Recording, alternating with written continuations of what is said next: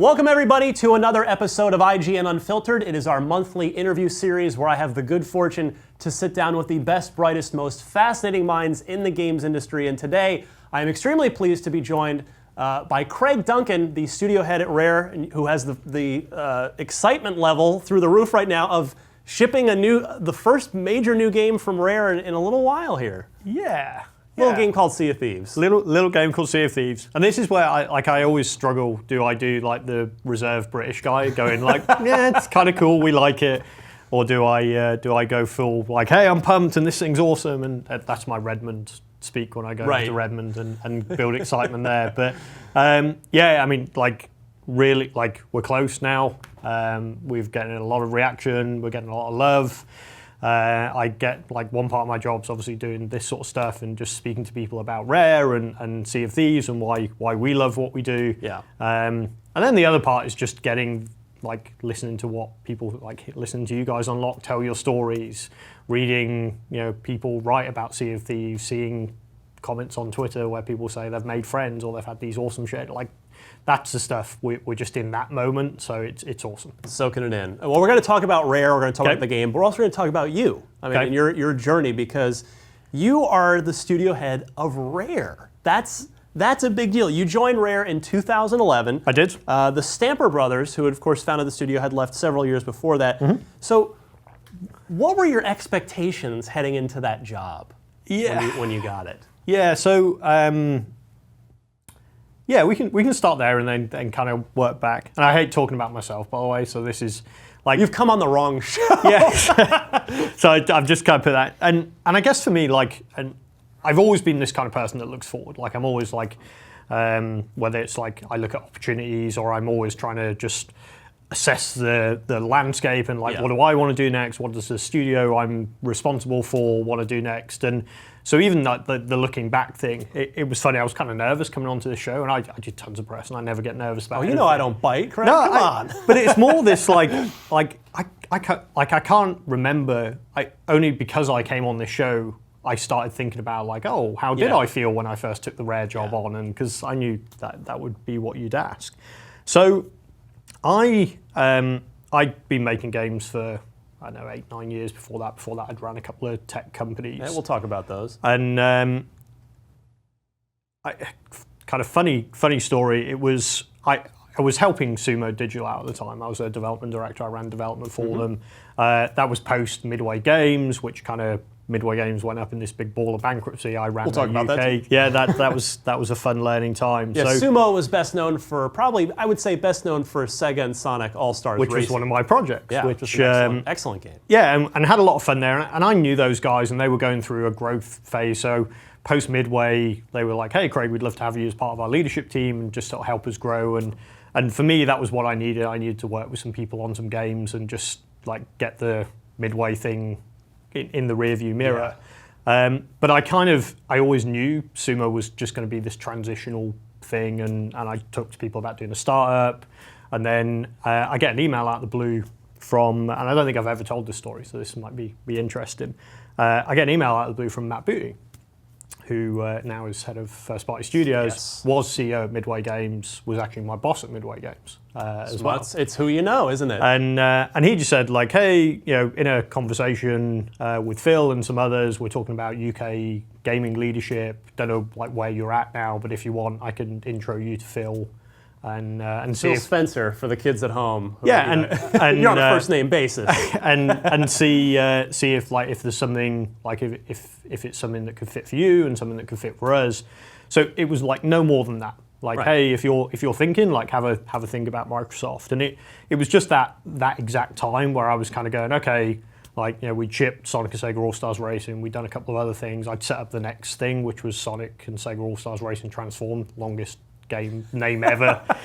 Great game. The name was a bit long, and so timing wise, it was kind of right. They were doing we were doing Nike Fit for Microsoft and a couple of other things. Little Big Planet, I think they Sumo were doing at the time as well. So you start these conversations. Phil and I exchanged a couple of emails. He said, hey, there's a guy called Wheelman who's a GM. He's over in the UK. Why don't you go and meet him? So you just go through this kind of courting process of like, hey, come meet some of our senior guys, see if you connect, see if we connect culturally. And Rare, it wasn't Rare at this point. I guess that's the long way of saying it. It was just like, hey, do you fancy working for Xbox in some kind of role? Okay. So I met with Will, I met with a guy called Scott Henson, they just kind of implanted in from Redmond to help Rare and assess the studio. So he and I met and connected. And I kind of go through this thought process, okay, what do I think? Like, where do I think Xbox is at? Where do I think Microsoft's at? What do I think they need? What do I want to do? Because you've got to make sure all those things align. Sure. Because for me, what's important is, hey, do I believe in the mission? Can I work with people that inspire me and give me energy and do cool stuff? And like, how can I create a role around that? And that's what I had at Sumo, that's what I had at Midway, that's what I wanted in my next role. And then some point in the conversation, I can't remember where, it was kind of like, hey, like, what do you think about coming in to lead Rare? And that's when I had that moment where it's like this is Rare. Like, this is like, and I grew up playing Rare games, and again, I've been lucky in my career where, you know, I started working at Codemasters. I remember playing Codemasters games as a kid. Midway games, obviously, like we all made Midway arcade games and their console games, and got to work with other IP like Sega and stuff. So I'd already I'd worked with brands that I'd grown up with that meant a lot to me. Yeah. But Rare was, I think, from a career point of view as well, it was just like, okay, I've done publishing, I've done internal studios in a publisher, I've done independent development, Sumo or independent developer. I've never ran a first-party studio. So just from a like, oh, this is new, which appealed to me. Sure, new challenge. New challenge, and then it was like, okay, so I know I can run a studio and run a team, can I run a first-party studio? And then it's like, and where are Rare at? So I started doing my research. I actually, I don't think I've told anyone else this either, I actually started a new gamer tag because I went and replayed all of the Rare 360 games and went and replayed Banjo and Perfect Dark remasters we'd done on Xbox Live. And I didn't want anyone in the industry, because most of the people on my friends list are in the industry, and we didn't have like be offline back then. Yeah. So I literally start a brand new gamer tag and start playing through all the Rare back catalogue. An alt gamer tag to stay incognito. Because I didn't want anyone to know that, like, hey, why is Craig all of a sudden playing all these Rare games again, Viva Pinata and everything with it. So I go do that, and then I start sort of forming my own picture, okay, and you know, one thing leads to another. I go in, I meet all the leadership team, have a really late night at Rare. They all, again, incognito, because I'm still working in the industry, I'm still working for Sumo at the time.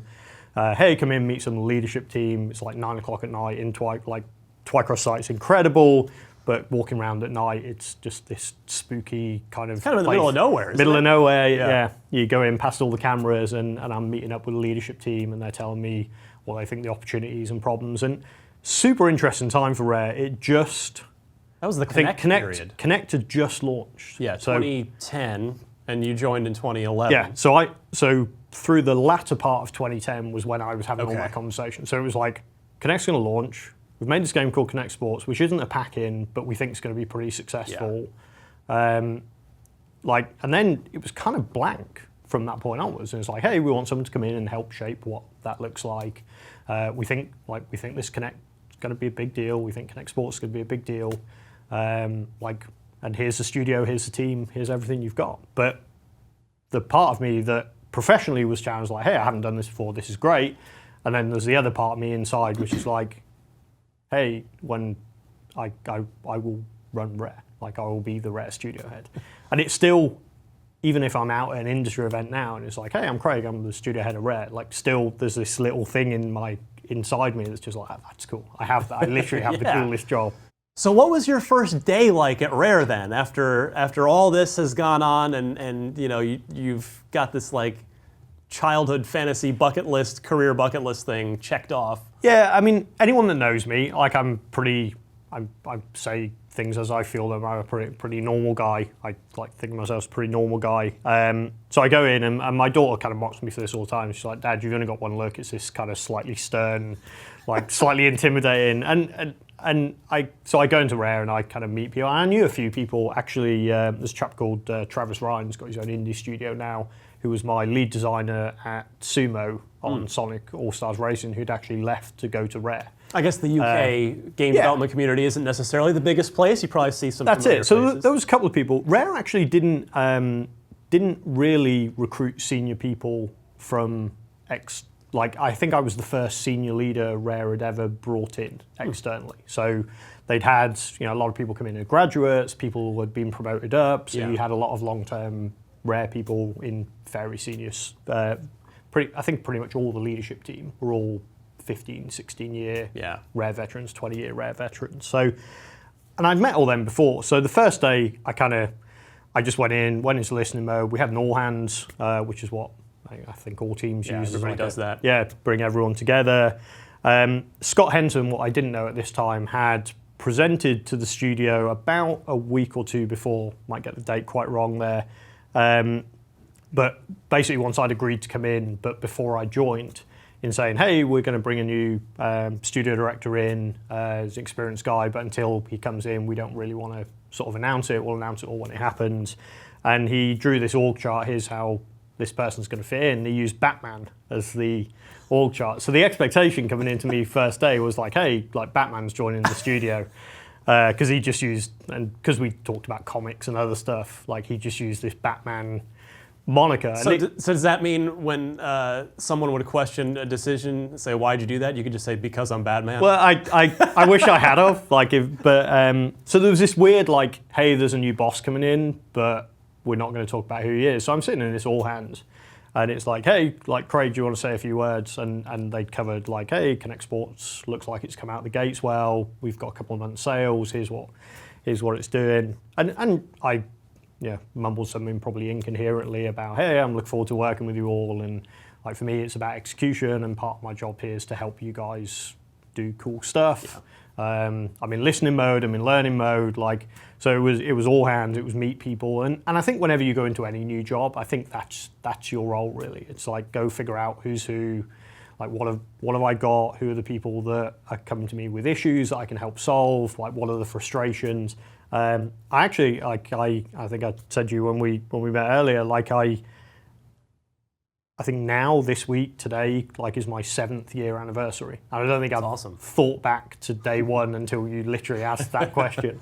And it's that, it's really like, I think when you go in new, I've liked being the new guy walking into a company, because you can just go into it just completely objective. Like no agenda, no like, I don't know anyone, tell me what's going on, let me see if I can help, let me see if I can work out.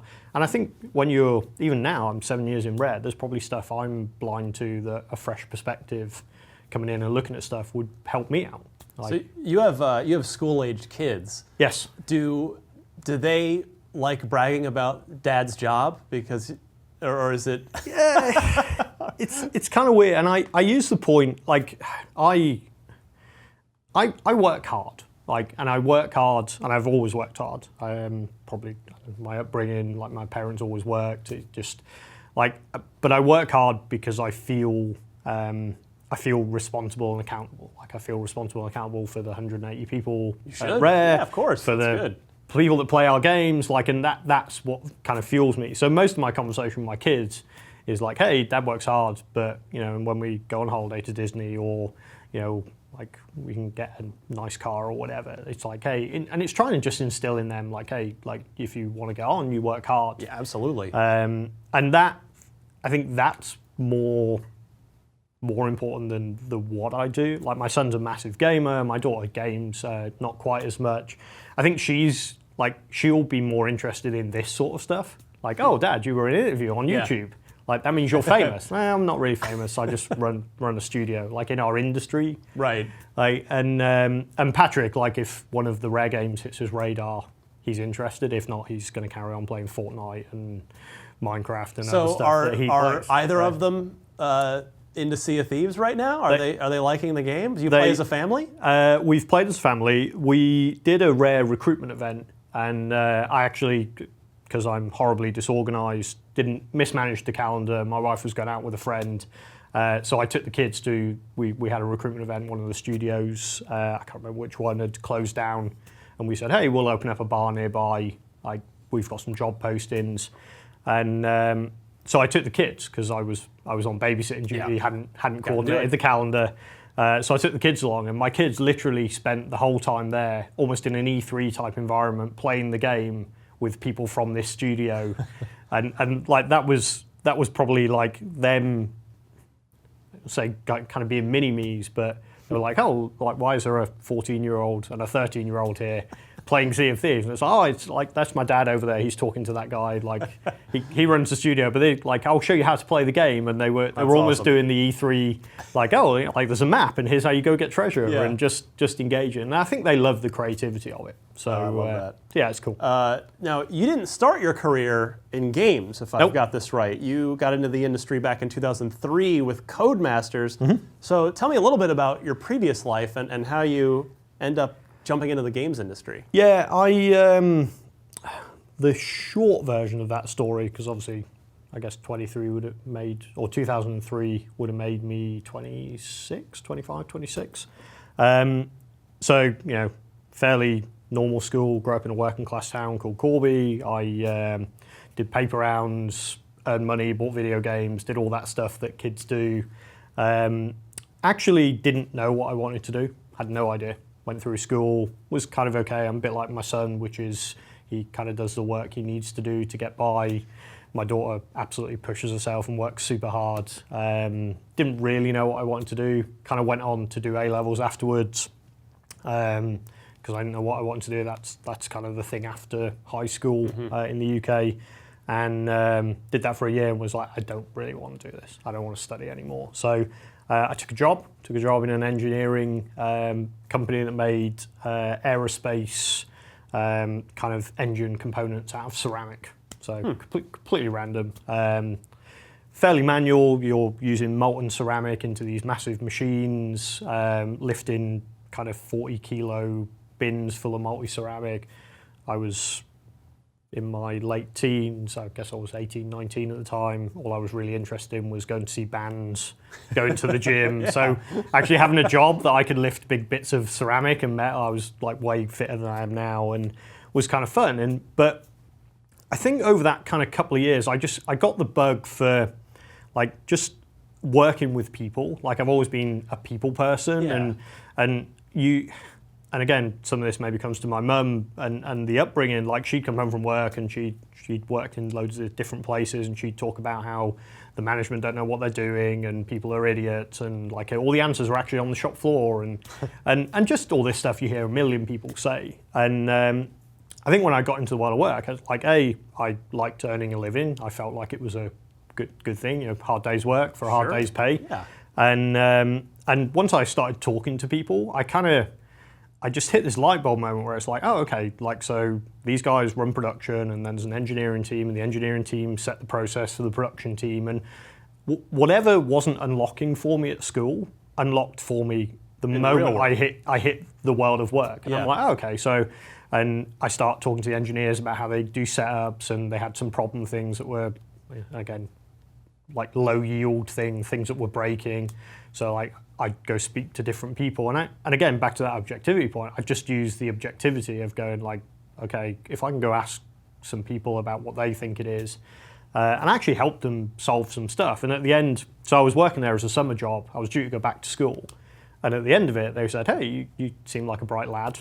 It's funny now, I'm 41, but you seem like a bright lad. Why don't you like continue on and like we can probably like if you're interested maybe, and it wasn't really called an apprenticeship, but like we can get you working with the engineers.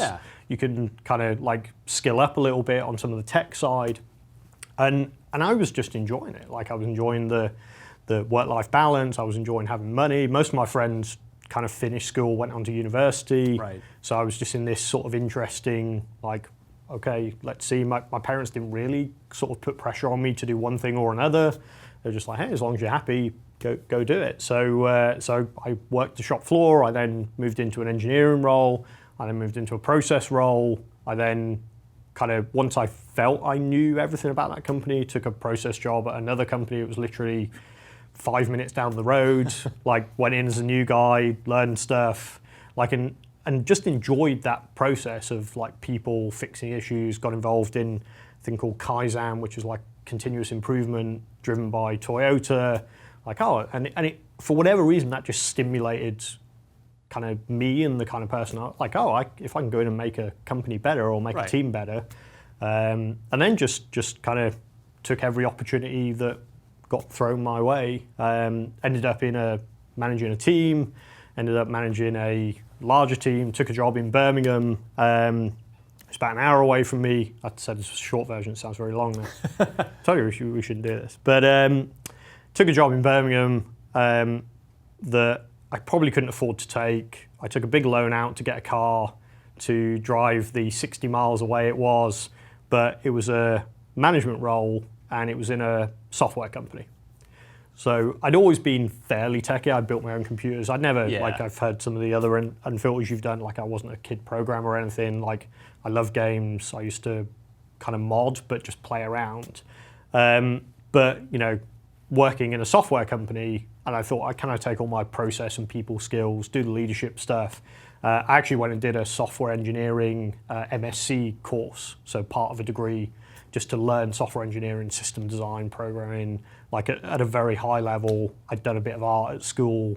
Like, so all of these, you know, art, science, tech, leadership, all of these things were starting to form. Yeah, you're just soaking up all these different bits of everything. That's it, in a way that was just very, you know, I was continuing throwing myself into situations where I had to learn and skill up really, really quickly.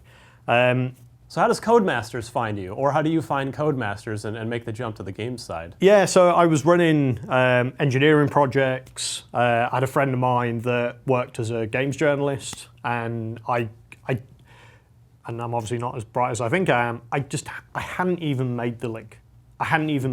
Like, I consumed games, I played games, I grew up a gamer. Gaming was still so I'm working my ass off doing all this work for all these different companies.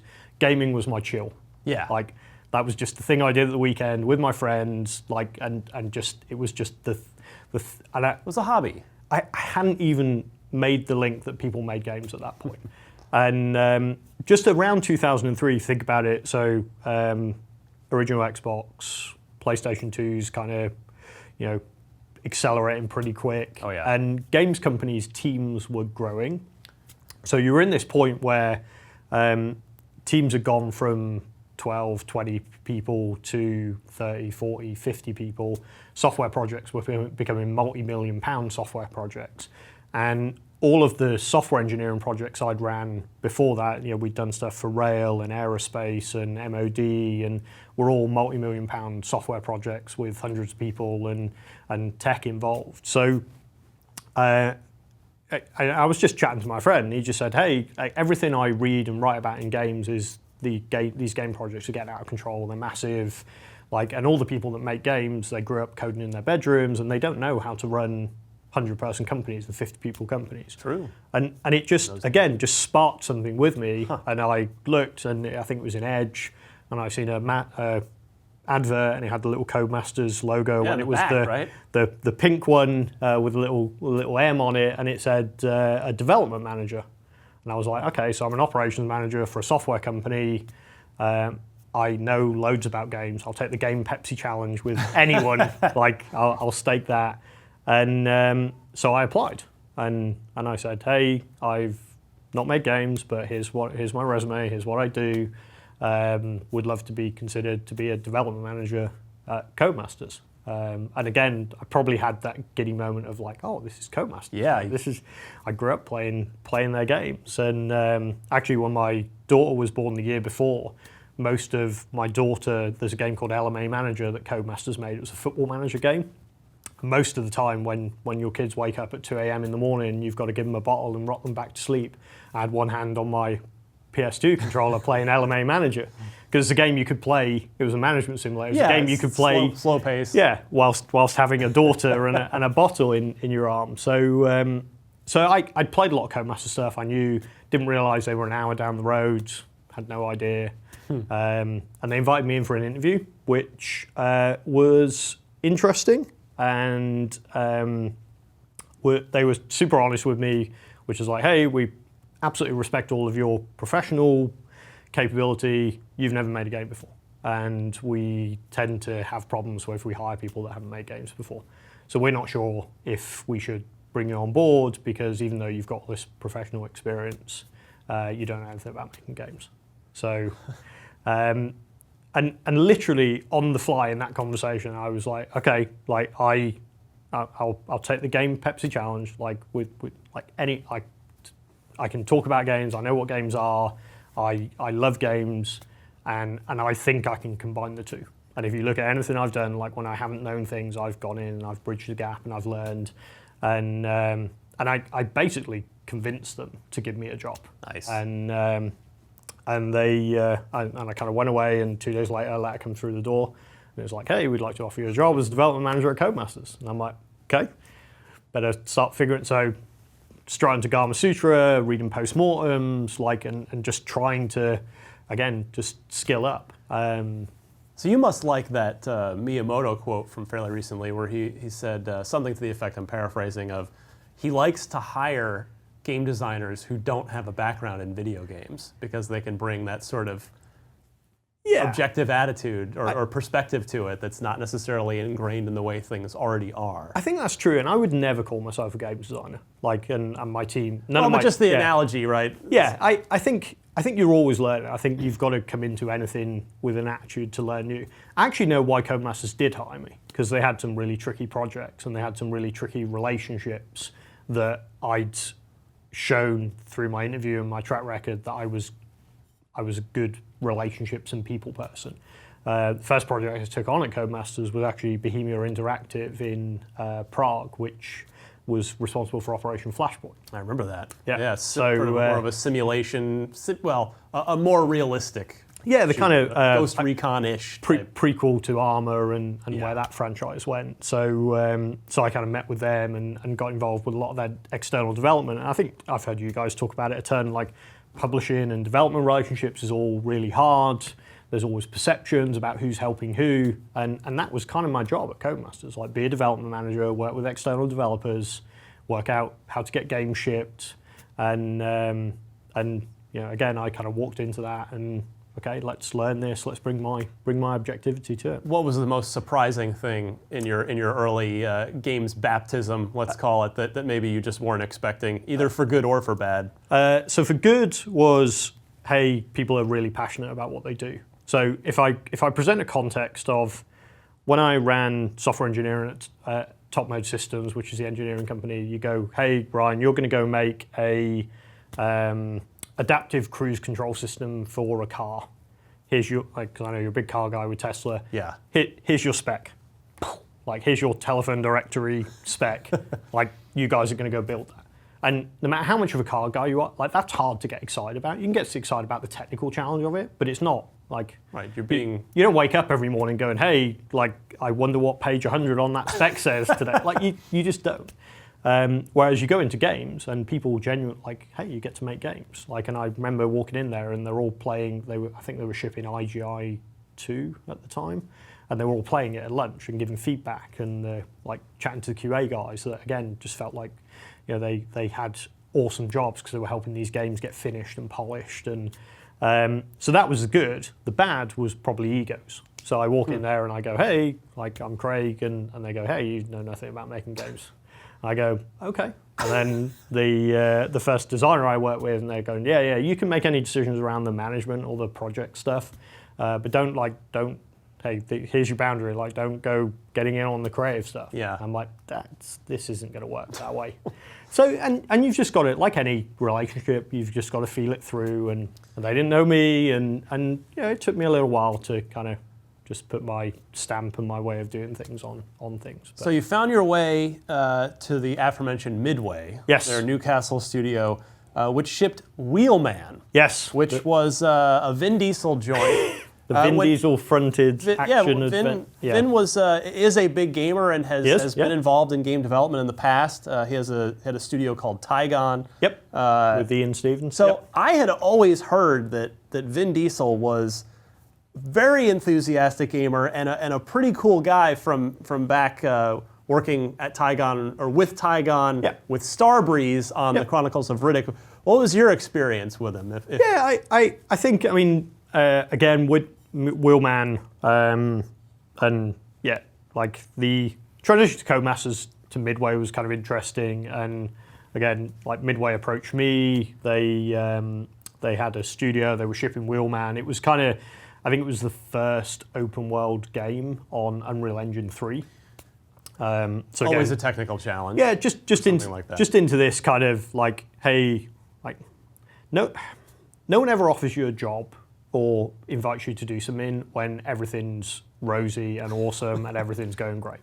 And I think like every single job I'd done up to that point, there's always, even if it's like, hey, we want to grow and we want to bring good people into the company, there's always like, hey, we've got a problem we don't know about that we need to go solve. And for Wheelman, it was like, hey, like, you know, the studio, they just felt needed a bit more leadership. They had some tech issues. Like there was just like the game was like, it was just, and all games are hard to make, as you've said many times. Yeah. Like they just had a ton of stuff they were trying to deal with, and some of that was just partnerships with Tygon and Vin and what like expectations, and some of that was just Midway and what they had to do, and the studio and talent and all that stuff. So you kind of joined, figure stuff out. We actually we got a ton of support. Like most of the heavy lifting, the legwork was done at Midway Newcastle, but there'd be reviews with Vin and Ian, who was this kind of Tygon Studios rep. And they review assets, so I don't know if you remember the box shot that had the exploding car and Vin Diesel on it. You know, like how he looked, how much of his face was in shadow, how he was portrayed. Again, was very important to him. On the gameplay feedback stuff, it wasn't so much. Like we were kind of left to get on with that, which was good. And I still love the car combat mechanics we put into Wheelman. Like that game was just. So I actually remember that first day much better, because they took me in and they said, hey, like, do you want to play the game, see what we've got? And I'm like, oh yeah, like, great, of course I do. And they sat me in front of it and I played this level and it was awesome. You kind of went under this freeway and it was like car melee combat, so you'd flick the right stick and left stick, and then you could spin round and it would do slow-mo, almost like Max Payne style, and you could shoot the guy's windscreen that was behind, like awesome stuff. And I'm like, yeah, okay. And they goes, yeah, and this is one level, and there'll be like another 30 levels, and we've recreated all of Barcelona, but it's just a bit of it. And I was like, yeah, okay, cool. How far are you on all the other stuff? And they were like, no, that's it. We've shown that E3. It was like, oh, okay, great. And that was just like, I remember that vividly, because then it's like, okay, like how do we go scale this thing? Now you know why you're there. Yeah, and it's great, and awesome team, great time, loved it. Like actually, Sean Himrick, who was our EP at the time, he did most of the Vin liaison, so I was due to meet him, and I think his sister was the management in the management company he was in. Sean did most of the liaison with them. So for me, like I said, I met his sister, I met Ian. I didn't actually go to any of the Vin meetings, just because there was already an existing relationship, and I'm not like. I like Fast and the Furious. I'm not a big fan. I wasn't chomping at the bit to go and do that, because it was already working. Yeah, and then of course Midway met its maker in time. So we're moving towards Rare now, and I'm curious, before we talk sort of Rare specifically, and obviously you're not here for your health. We're going to get to Sea of Thieves. We'll talk plenty of that. But I think if a gamer that's listening to this or watching this, I know myself too, even just covering the industry, I get this very cool, grandiose picture of what it must be like to run a studio. So what's the one thing about being a studio head that just nobody in the gaming community knows or would surprise them? Damn you and your hard questions. That's my job. That's what they pay me for here. I think, I'm not sure there's a one-size-fits-all studio head. I think First thing that comes to your mind.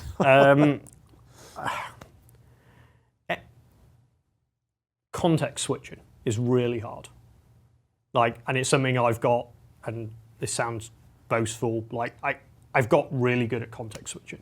So I can have a conversation with Phil about gaming and strategy, and I can be talking to a programmer on the team about why something's hard to implement that we feel really passionate about, through to the test guys around what bugs we should be triaging, through to our services engineering team about scaling beta, to our audience team about who we're going to invite in, to our press and PR team about review stuff. Like it's all over the map, and it's all over the map down to individual problems. And my job is to kind of help make everyone do awesome work. Like so wearing basically all the hats and quickly rotating them on and off at any given time. 100 times a day. Yeah. And just being able to just do that and not be, and this is what I was at the start when I was still learning this stuff at Codemasters. Like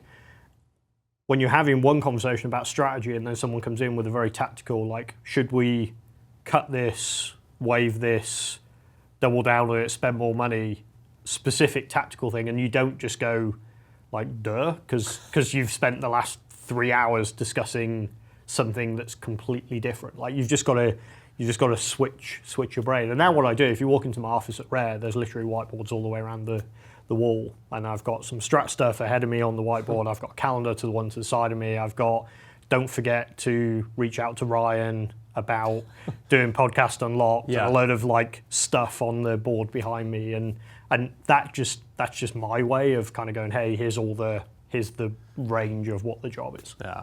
So if you're watching on video, we've got some of Rare's classics on the monitors behind you. I tried to sort of skew it a little more towards the Craig Duncan era when I could, but what are your favorite Rare games from before you got there? Yeah, so I had a couple of touch points with Rare. So when my second job at Codemasters was, I always get these two wrong. No, I think my third job at Codemasters was head of development services. So I had first-party relationships, which was dealing with Microsoft and Sony and submissions, and the core tech team and the QA team, and I worked with all the studio heads. I actually learned more about being a studio head in that process than, I worked with Gavin Rayburn, who's now at Playground Games. He ran the grid team, so like when his product needed submission and QA and all that stuff. But what struck me, so that's like 2006, I'm going to get my dates wrong, but I go into the QA department one day and there's literally a like wealth of monitors that are the most technicolored, bright, amazing things I've ever seen. And the team either before that would either test whatever games they're testing, or they'd be playing whatever else they're playing at the time. And literally I walk in and it was like someone had poured like rainbows into my eyes, and I'm like, what's going on? And they went, oh, they're all playing Viva Pinata.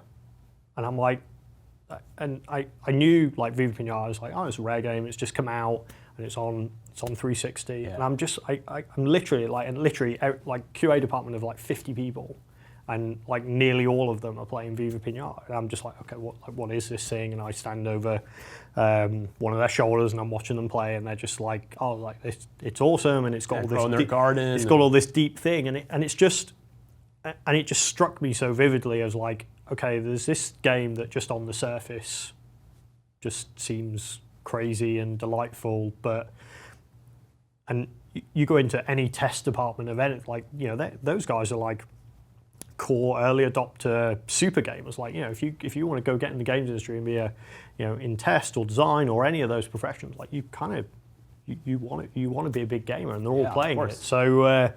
So I kind of go take it home, and again hooks me immediately. Like, so Viva Pinata, like I have fond memories growing up of Killer Instinct and Battletoads, but I think Viva Pinata at that moment, because literally all these developers were playing it. Like, I don't know how many, I do know how many Viva Pinata sales there were, but I imagine a lot of them were people in the industry. And for people in the industry to play a game and look sideways at it, and you can talk about, was it a mismatch audience for where the 360 was and its life cycle and all that stuff. No, it's just an underappreciated game. But like it was just a game that made everyone stand up and say, and I put hours and hours and hours into Viva Pinata. Can we retroactively go back and put that on the box? It's like pouring rainbows into your eyes. It says our boss now. But if you think about it, then games were quite brown. Yeah, we were in a Unreal Engine powered, grit fueled gray. They were and brown gritty period. and brown, and Viva Pinata was just like, it just struck me. So I think that, and I mean, the thing is with Rare, and we knew this when we did Rare Replay. Like, there's there's so many. Like, there's so many moments that touch you at different points in your life. And I know, like, Kinect Sports wasn't everyone's favourite game. The amount of times I've been at shows and I've had people come up and say, hey, my kids love Kinect Sports. And now those kids are probably at Sea of Thieves age. Yeah. And, like, so I think it's a generational thing. Yeah, absolutely. So I'm curious, have you ever spoken to the Stamper brothers at any point? Do you ever get in touch with them either for advice or just to sort of catch up, or are they kind of doing their own thing and you're doing theirs? Yeah, they're doing their own thing. I had a chat to, I think it was Tim at one of the Develop conferences. So they, I think they were getting recognised for a Lifetime Achievement Award, which was absolutely well deserved. And they they built Rare, they grew the company.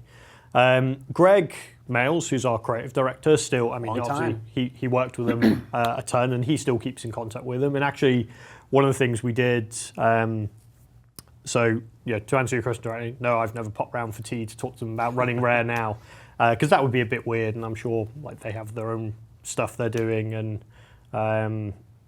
but when we did Rare Replay, one of the conversations I actually had with Greg is like, hey, it'd be awesome, not that we need their permission or anything, but it'd be awesome to show them Rare Replay. Their blessing, right? Given that, like, ultimately all of it was theirs, and so like Greg and I sort of passed an email back and forward with Tim and Chris, and Greg went round their house, and again it was kind of similar to the Vin Diesel. I didn't think I needed to go do it myself, but Greg went round, showed them Rare Replay, came back, oh yeah, they loved it. I loved all the videos and the treatment and the gold frames in the UI, and so do they have Sea of Thieves beta access? Have they played? Do you know? Maybe, I don't know. I actually don't know the answer to that. I'd be curious. They get them on the phone somehow. They are absolutely within their rights to ask Greg for a key to access, and maybe they have already. I don't know.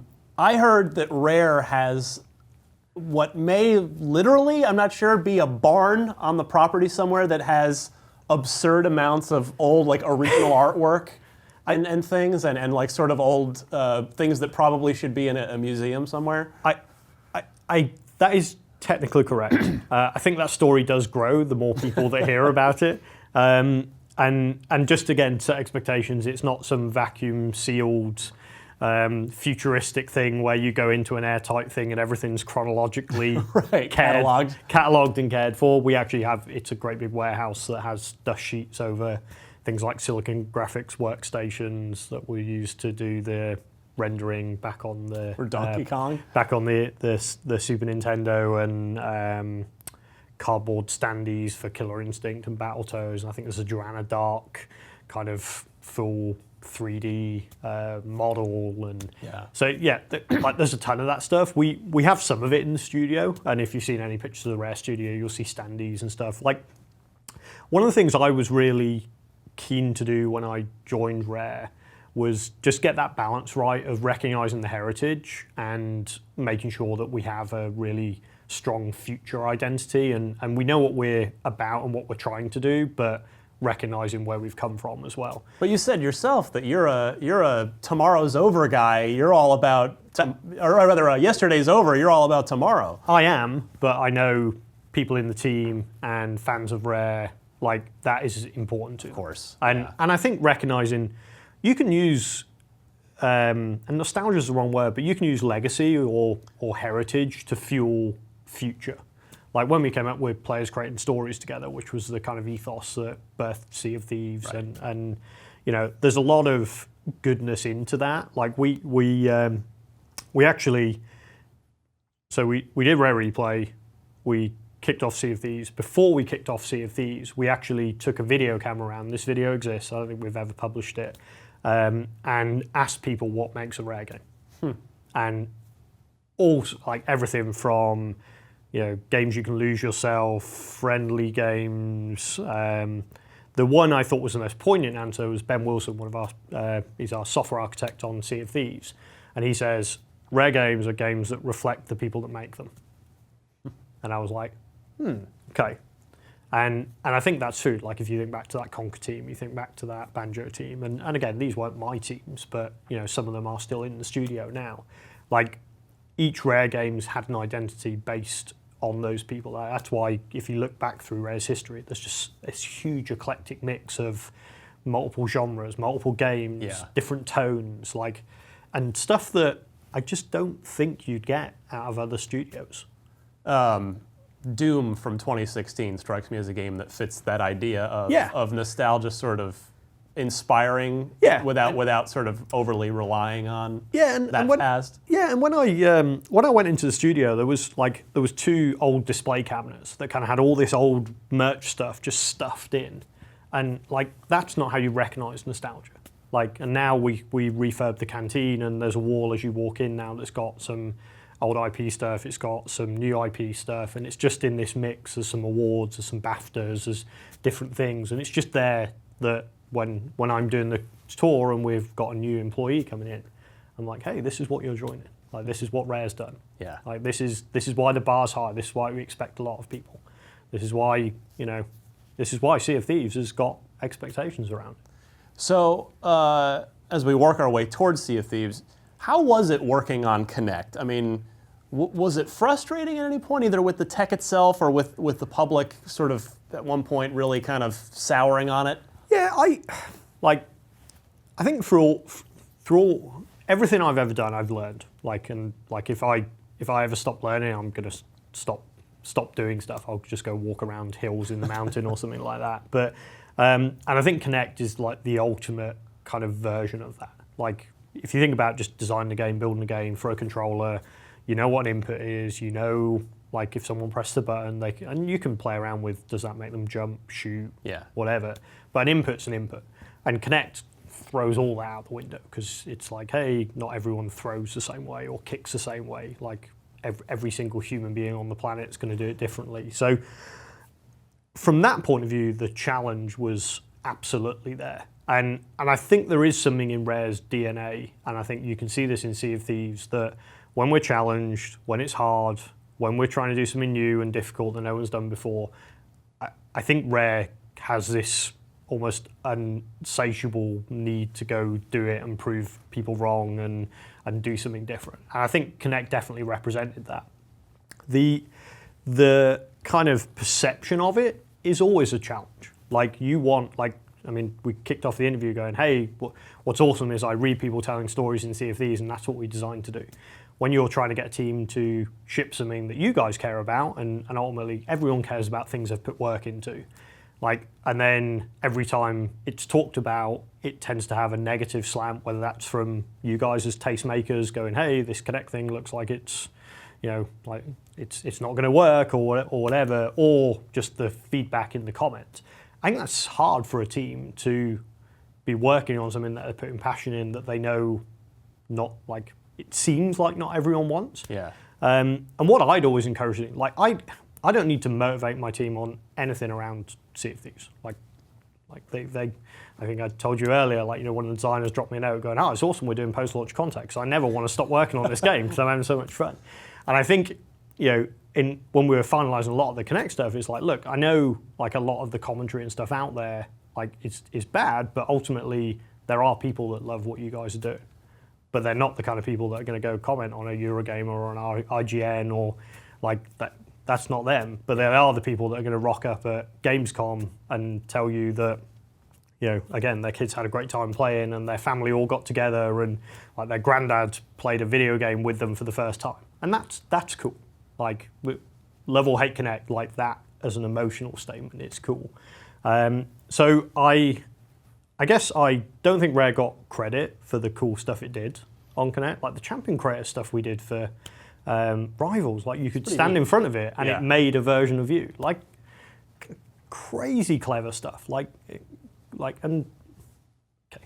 don't, you get credit sometimes and sometimes you don't. So I think for the challenge point of view, and the other thing is it was Rare's franchise. Kinect Sports was Rare's. It was the biggest, most successful IP Rare has ever launched. That franchise probably hit, and I can't remember the exact number, 9 or 10 million units by the end of it. Yeah. That's huge. That's a juggernaut. It was one of the biggest franchises in Xbox. Yeah, you'll take that.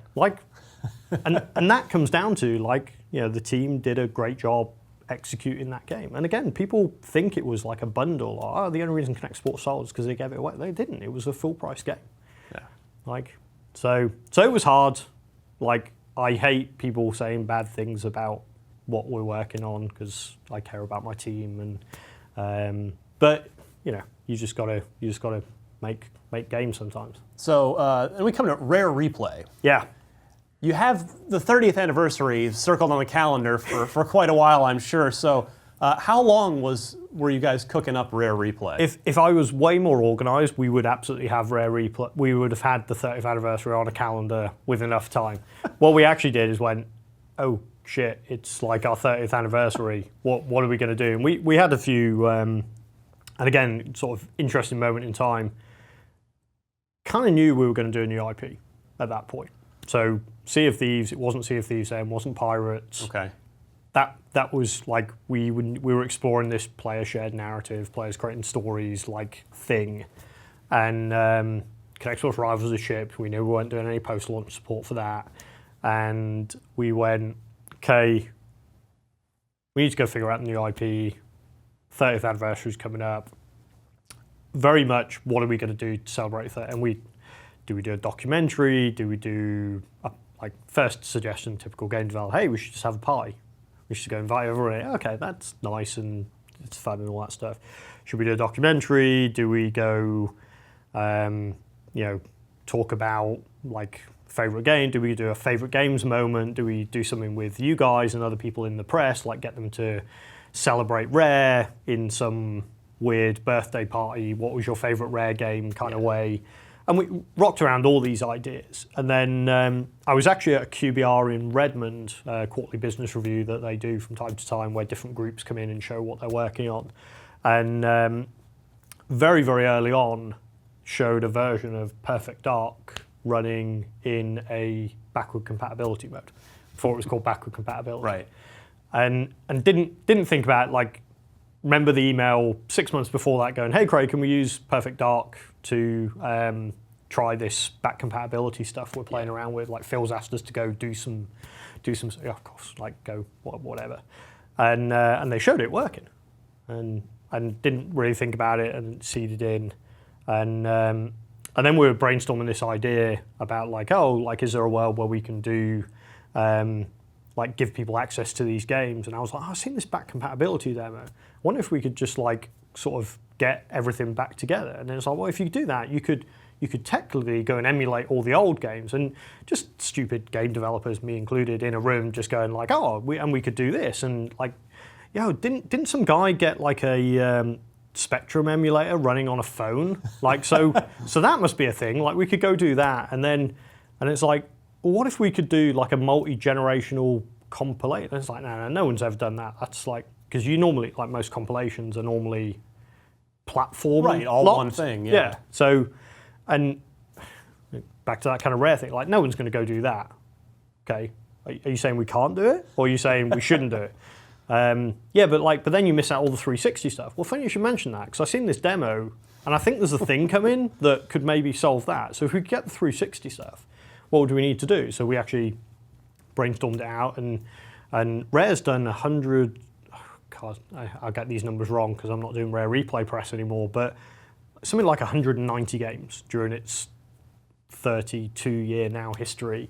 And when you take out all the licensed stuff, because they did the Sesame Street game and loads of other stuff, it's like 109 or something like that, I think's the number. And then we kind of went through this, like, okay, how do you pick what are the right ones? Because not everything Rare made's awesome. Sure, like, of course, like we're not 100% track record. Everything in there. That's it. And we come up with quite early on in the pitch, like, oh, what if we could do like 30 games for 30 years?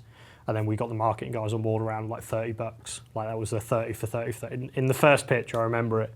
And so we kind of got ourselves excited. And then it was like, okay, but the 30th anniversary is like, I think it was 8 months away at that point, and we were in whiteboard stage. So it's like, okay, like what does it look like to put this team together? So we pulled a few people in, the circle got a bit bigger. Here's what we want to do. Like, here's what we're going to do. Phone the back compatibility team out that wasn't even called back compat then. Like, oh, can we partner with you guys on this? We want to do this Rare Heritage collection, and you guys are 6 of the games. So that's why they were the first. Kind of, it might have been 6, 5, however many it was, the first games that were done. So we Cameo and PDZ. Yeah, partnered with them on that, got all the other stuff working, like, and just ran and ran and ran. And probably not long after that, I got super convicted and chatting to my leadership team about it. Like, when we announced what Rare's doing next, like, I think if we go out and announce Rare Replay, everyone will just go, oh, Rare's like hasn't got any imaginations, not doing anything new.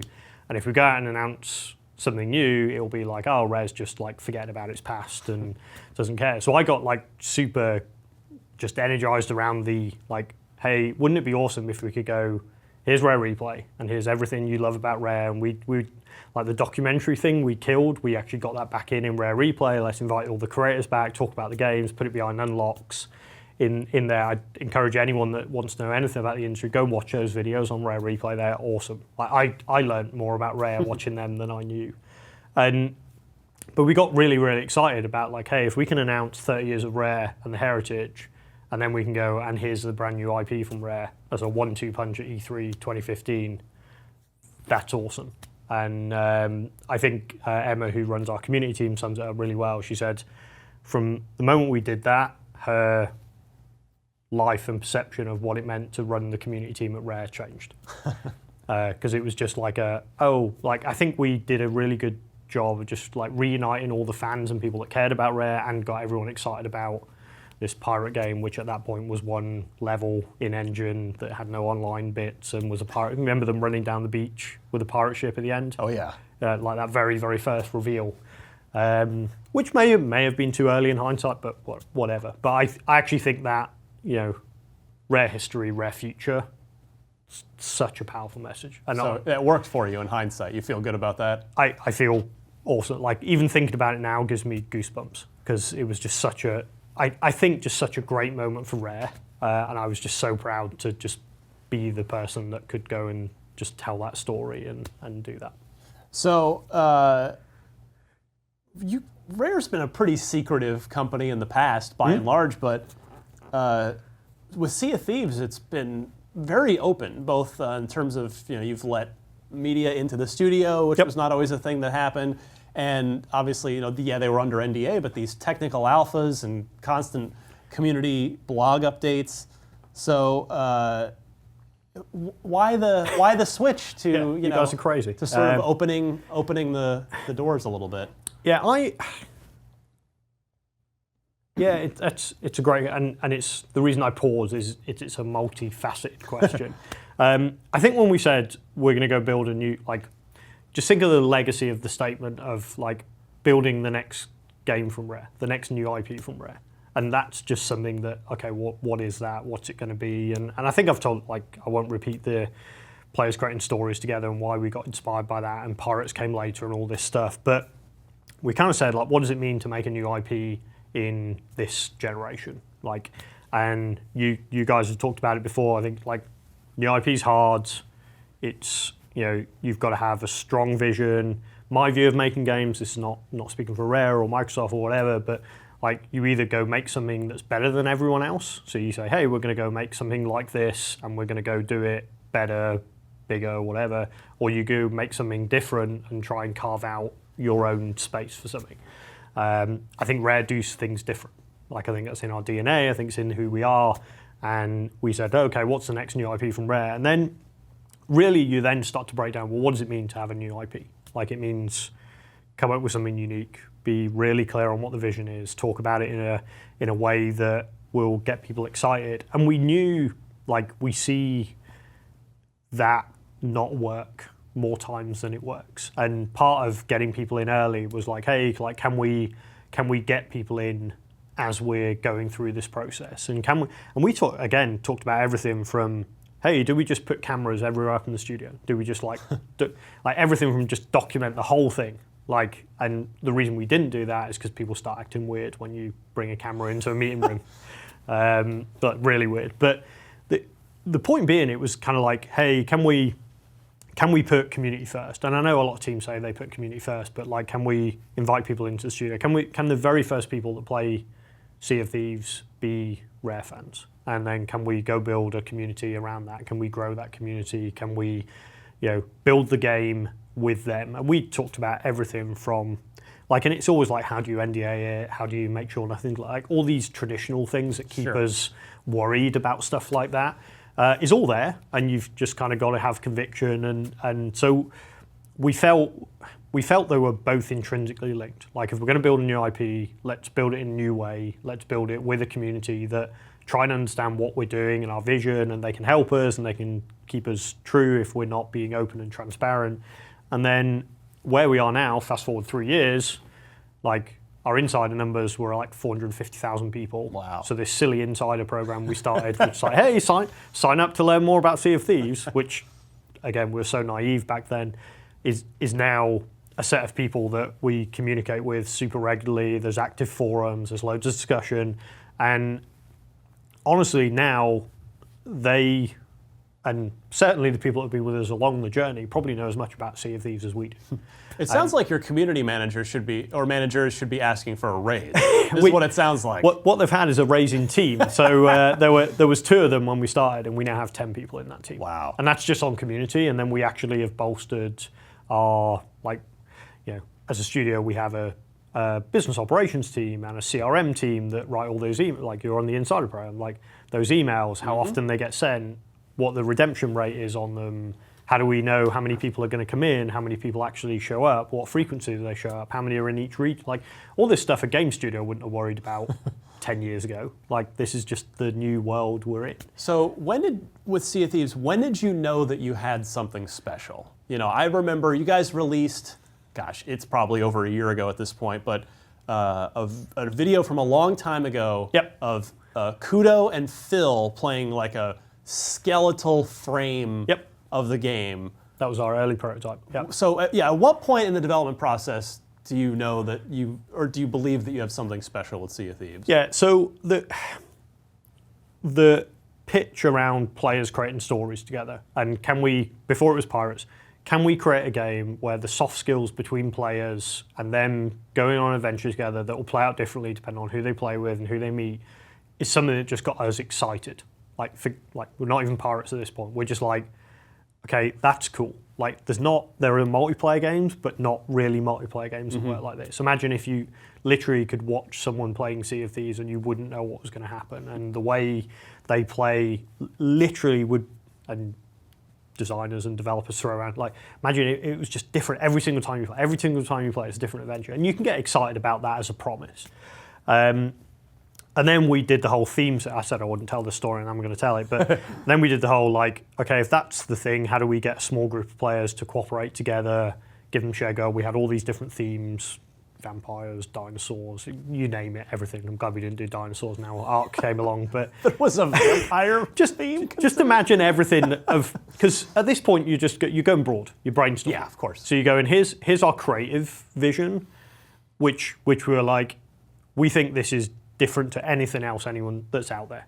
Like, this is like no one is doing this creative thing. What's the right theme wrapper? So we definitely had a moment where pirates was the like, everyone knows what a pirate is. Put people on ships, fairly shared goal. Like, we don't need to over-explain it. The sense of a crew is kind of like a loose bonding thing. Like, so there's a lot that makes sense. So that was definitely the aha moment in the. It wasn't vampires, thankfully. That was the aha moment in the concept, which is like, okay, that's probably the right wrapper. And we shared that with a couple of the exec team. I don't think we showed Phil at that point. Yeah, there's a whole story about how we showed the game to Phil, which is maybe an hour in itself. Because I showed some of his other senior people, so they knew that there was something cool at Rare, but he couldn't see it until he came over to the studio. So we sort of did this whole treasure hunt thing. But so once we locked on that, really small team, about 20 people. What we tend to do at Rare is when we incubate stuff, and we're incubating stuff all the time, like we try and just fail fast and build stuff and get features in. So we had this really crude Unity prototype we used that just, like, we were just chucking stuff in. And we knew, so we got the ship working, we got some water working, and we kind of said, we can build something that we know will be fun with friends. Because generally most things are fun with your friends, whatever you do, even if the mechanics and stuff aren't there. Can we build something that's fun with, like, strangers and something that's fun if you're not just friends. And then the other thing, like once we decided it was pirates and we started playing around with boats, is like, can it just be fun to sail in the world? Like, because again, as you said it, like you could perceive like, oh, just sailing in a world, that's boring, because games are designed to just throw stuff at you, and if there's no stuff, surely that's boring. I would contest to that from everything we've seen on Sea of Thieves. Actually sailing the world is just awesome. But when we first had us playing in this really like ropey looking, roughly the same scale, I could show you that video now, and there are things that are still prevalent to this day in terms of scale and mechanics and stuff, but we had fun playing it. And then we actually, and Greg's the kind of master at this stuff, we actually did a lot of like paper prototyping and things around it. So imagine you went to an island and there was a riddle. So you'd do the sailing bit in the engine, and then Greg would literally have a load of post-it notes, cool. And he'd go like, oh, here's the riddle and here's what you'd have, and we'd sort of role play it a little bit. So we're even testing the game experience out before we've even built stuff. So really like love this sort of creative process. And then once we got people playing it, we knew we had something fun. I think it was actually that Phil Kudo senior team playtest where we filmed them and we didn't tell them we were filming them. So we put webcams across all the things, invited them into the barn, got them to play, and hadn't played the game before, didn't have any instructions, didn't tell them we were filming them. We pitched them hey, it's pirates, it's shared players, they're going on these adventures together. We'd shown them an Unreal diorama that we built of like a single island, which is still in the game now. It's like a resource island, little bit of sand, palm tree, looks a bit different now. But here's what this is going to look like: some water tech, but only in a really small, like a bathtub. Yeah, just kind of around the island, so fixed camera, so it wasn't going off for miles and miles like it is now. So imagine you're going to go into this pirate world and it's going to look like this. Okay, right. So now we'll go over to the barn and we'll go and play it. And they had a blast playing it. And the reason I think that was such a pivotal moment is they weren't us. Like, so we'd had fun playing it. And this isn't because like, hey, it's Phil and it's Kudo and like if they bless it, it's awesome. Like, but if they don't, he could just cancel it in 2 seconds, couldn't he? Yeah, and that's not really Phil's MO in terms of what he does. But yeah, of course you want your leadership team built into it. And like I felt confident because next new game from Rare, like online, like a lot of the things we were pushing on, I think were important not only to us but to the business as well.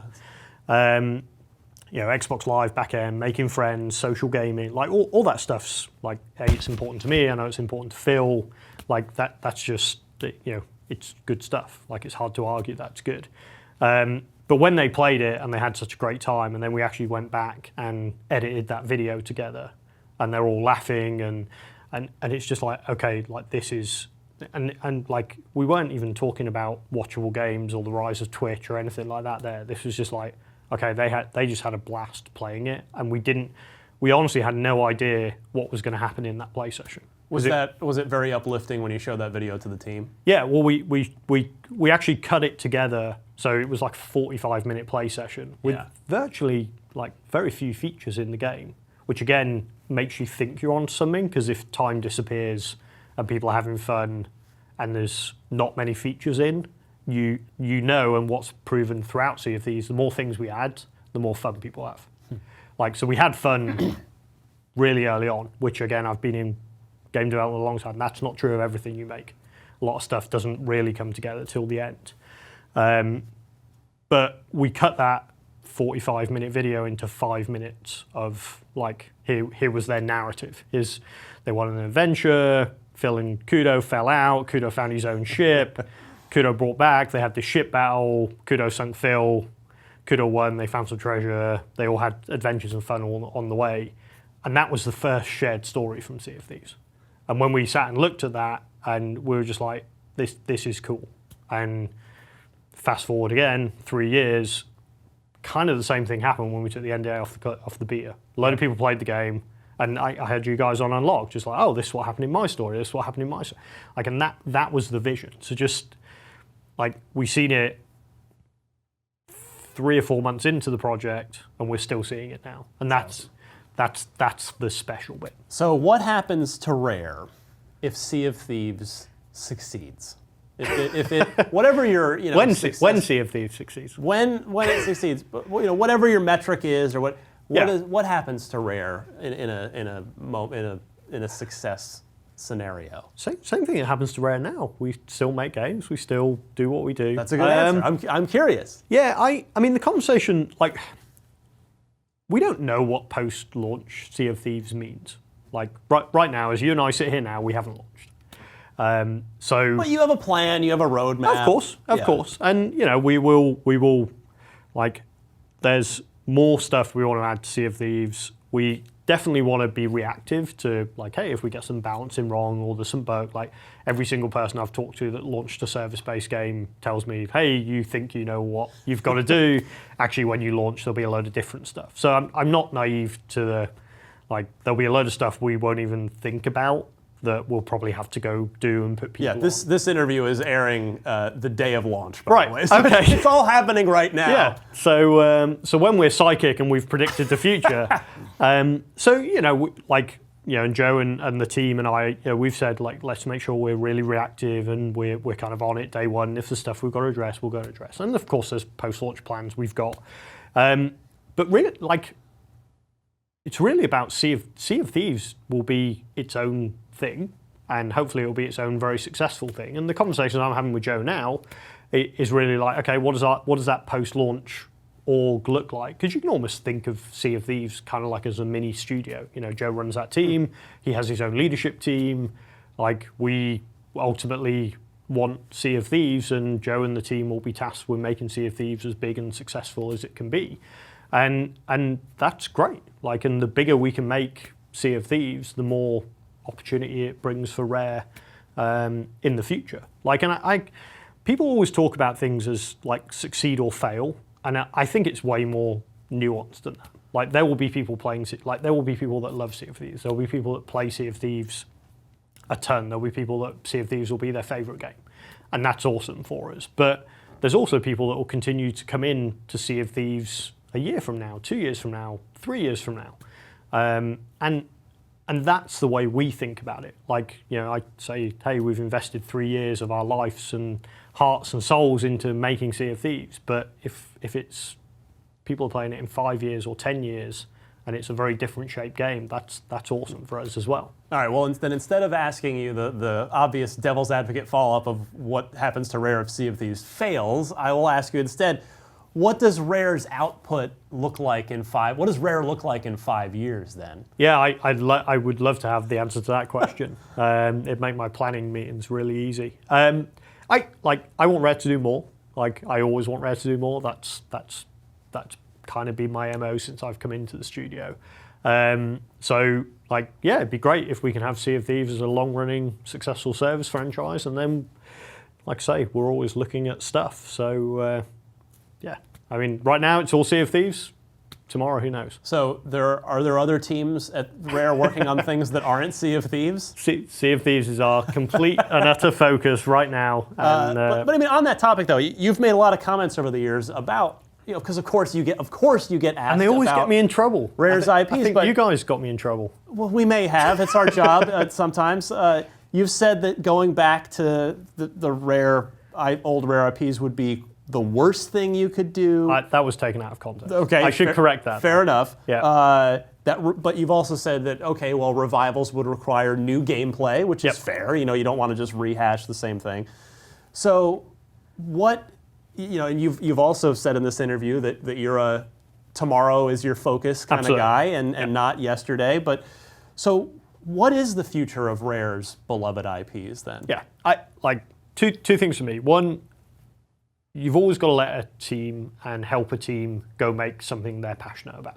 Like, so I think when that statement was taken out of context, which was in a 20-minute conversation around why you do stuff, why you do IP. Like, I didn't start out on the start of Sea of Thieves and go, hey, Greg, Joe, Ryan, go make a pirate game that will be #1 on Twitch and Mixer in 3 years' time, that will have people shooting themselves out of cannons. And like, it doesn't work that way. And I think that would be the same as me going, hey, team, go do Battletoads, or go do, like, just to pick an example. Yeah. Like, and that can happen, and that does, and I'm sure talented developers, they go, yep, okay, boss, like, we'll go do the thing you told us to do because, hey, it'll be review time next year, and we want to sit in front of you and go, hey, we did what we told. Like, that's not the culture of it. That's not the way I run the studio. It's not what we believe in. So for me, like, if you've got a team that are passionate about what they're building and why they're building it and what's new. So we have a very, Sea of Thieves, as I've talked about, like, it was what Greg and Joe and that core team of 15, 20 people were super passionate about. And it was really up to them to kind of show that what it was. Like, I will back something that's new, different, people say can't be done every single day of the week. Like, it's just in my nature. Like, if you said to me now, hey Greg, you can't go and do this, like 50% of my brain would go like, I can, even if it's something that doesn't make sense. Like, I'll go find a way. It's the way I'm wired. Yeah. And for Rare, like, I want the team to be really passionate about something they want to do. And they've got to, like, believe it and wake up every day wanting to do this thing, and that's what, in my belief, I think gets you great games. So if Greg Malis comes to you in 2 years from now, Sea of Thieves is sailing on its own. It's on literal cruise control. And he says, you know what, Craig, I've just got this great pitch for how to bring banjo back, and I've got 10 people here that have helped me, flesh this out. Can we do this? And you're into that kind of thing? I think it's just got to be. And again, like, I think what we've got to avoid here, especially in the Sea of Thieves awesome press stuff we're doing at the moment, is a load of banjo headlines. But it's got to have a why to it. Yeah, is the best way I can say it. Which is like the why for Sea of Thieves was, hey, we think we can go do something else with multiplayer and players creating stories and social interaction that's never been done before. Like, and that, like, if I think about what Rare is, and I think about what, there's a lot of talk about just innovation in our industry, and like, and the 150, 180 people I have in my studio, like, it's important to me, and I think, from my conversation with Phil, it's important to Xbox, that they're going to go do something that's meaningful, that's awesome, that's incredible. And it's not about just doing something incremental. Like, Rare, like, my team is super talented. Like, I could go ask them to make any game in any genre, and they would do a good job, and it would be a good game. But that's different to what we're doing with Sea of Thieves. So, to answer that question explicitly, like, it would have to have a why. Yeah. That was one of those things where if someone told you it, you went, like, that would be like, and almost to the point of it feels uncomfortable. Like, could we even do that? Like, could you make a game where people just, like, the way they interact, like, that is the game? Like, and it would need something like that. Yeah, I mean, I don't mean to, I'm not trying to get you, I'm not trying to make a gotcha headline out of this, but you realize I've got the studio head of Rare here. I would be forced to walk the plank of the community if I don't ask these questions. But the funny thing with that, with that quote, which I think you guys ran, was, like, it was in the context of a very similar conversation on a podcast, where the point I was trying to make is me going and telling people to make a remake is not the way I think you get a great game. Yeah. Like, because, and yes, you can do it, but does that mean you should do it? Last question on this topic, and I promise I will move on. No, that's good. But is there, so Sea of Thieves, it's, you are willing it to success, but everybody's loving it so far, and it's out this week as this airs. Is there a scenario where where maybe some of the other Rare IPs are handed out to other developers that have a why pitch? That maybe if Rare is busy, is there a scenario? I mean, we kind of saw that with Killer Instinct, right? That was just going to be my answer, and even maybe to a lesser degree, the stuff the Project Spark guys did with Conquer I thought was pretty cool. So, like, who knows? And again, like, probably a little bit more, like, yes, you need a why, but then you also need is that the right team, right creativity? Like we get pitches. Like we get pitches in linear media, we get pitches in video game. Like like everything we've talked about, Rare has this 32-year back catalogue of heritage and IP, and while I wouldn't say we were, Disney or even Nintendo or Sega or any of the other kind of long-term IP stalwarts in our business, like people ask us to use stuff. Did you see the Battletoads in Ready Player One? Did you see this? Yes. It horrified. We have from watching Unlocked, Marty Sleva. He's let's just say not the most passionate Battletoads fan. Absolutely. On the So planet. you We were right. all giving him some grief over that. But what was awesome about that is Ready Player One is an incredible thing. Like I loved the book. I listened to the audio book, which I think Will Wheaton sort of narrated, and but like when they said like, hey, Ready Player One, we want to celebrate culture and gaming icons and all that kind of stuff. And like, hey, could we put some Rare IP in there? Like, that's just like a hell yeah. Like that's cool. And they're awesome conversations. Like, but if that's the awesome conversation, and I'm not going to talk about details, but you can imagine what the non-awesome conversations are. Like someone going, hey, can I go do X? Like, and it's like, nah.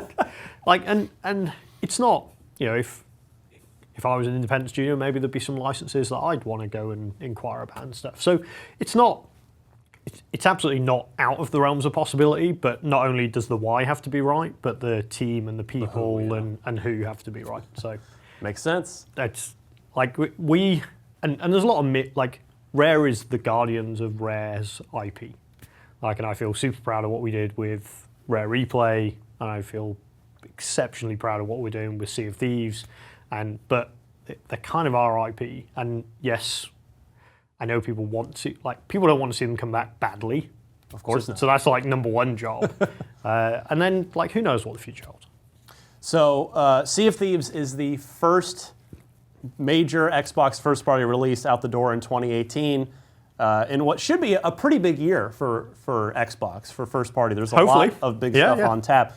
So which of those other first-party games are you most looking forward to personally? I wasn't expecting that question. I was just expecting questions on my own stuff. Keep it in the family. That's what you're because it's important. I mean, it's the state of first party on Xbox has been a hot topic. It has. Yeah, and this is you guys are. This is what what Xbox fans have been waiting for. Is this is a new IP, a big new IP. And it's Rare on top of it all, but you've got State of Decay 2, you've got Crackdown, you've got some other things, Ori. Yeah, I was just going to mention Ori. And so what's on Craig Duncan's radar? And my brain goes through this like filter whenever someone asks a question like this of like going, okay, we've announced, like so just so again I don't get myself into trouble. I mean Ori is a wonderful game, and a beautiful game, and.